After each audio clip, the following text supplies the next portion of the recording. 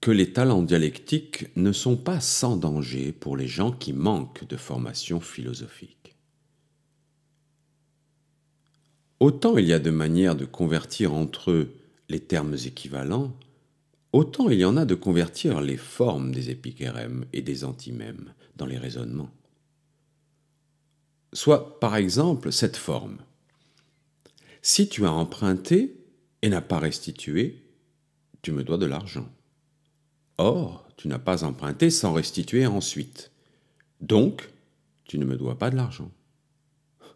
Et il ne convient à personne, plus qu'aux philosophes, de faire cela habilement. Puisqu'en effet l'antimème est un syllogisme incomplet, il est clair que celui qui s'est exercé dans le syllogisme complet ne sera pas non plus moins apte à manier le syllogisme incomplet. Pourquoi donc ne nous exerçons-nous pas, soit isolément, soit avec d'autres, en ce genre d'études? Parce qu'aujourd'hui, sans même avoir entrepris ces exercices en de telle manière, et sans nous laisser distraire non plus, du moins par moi, de l'étude de la morale, nous ne faisons néanmoins aucun progrès dans le bien. Que devrions-nous donc attendre si nous assumions en plus ce travail? Et cela d'autant mieux que ce serait non seulement un travail supplémentaire qui nous éloignerait des besognes plus urgentes, mais encore une cause de suffisance et d'enflure, et une cause peu ordinaire. C'est une grande puissance, en effet, que l'art d'argumenter et de persuader, surtout si on le développe par l'exercice et si on le part, en outre, d'une certaine élégance de langage. De plus, d'une façon générale, tout talent chez les gens qui manquent de formation philosophique et dont le caractère est faible est un danger. Il risque de les rendre à cet égard présomptueux et gonflés de vanité. Par quel moyen, en effet, persuader au jeune homme qui excelle en cette science qu'il ne doit pas se subordonner à elle, mais au contraire, se la subordonner à lui-même?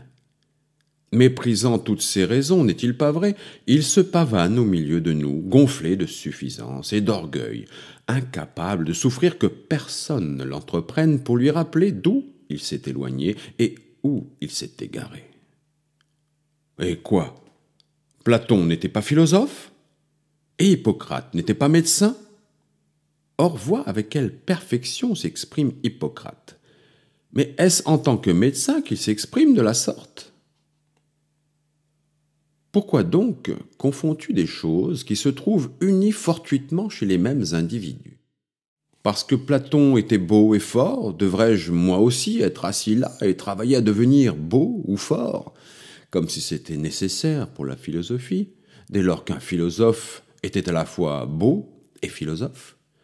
Ne veux-tu pas comprendre et discerner quel est le caractère essentiel qui fait les philosophes et quelles qualités se trouvent accidentellement chez eux? Voyons, si j'étais philosophe, vous faudrait-il, vous aussi, devenir boiteux? Mais quoi? Ai-je la prétention de supprimer ces talents? À Dieu ne plaise. Pas plus que je n'ai la prétention de supprimer la faculté de voir. Pourtant, si vous me demandez quel est le vrai bien de l'homme, je n'ai pas d'autre réponse à vous faire que la suivante. C'est une certaine disposition de la personne morale.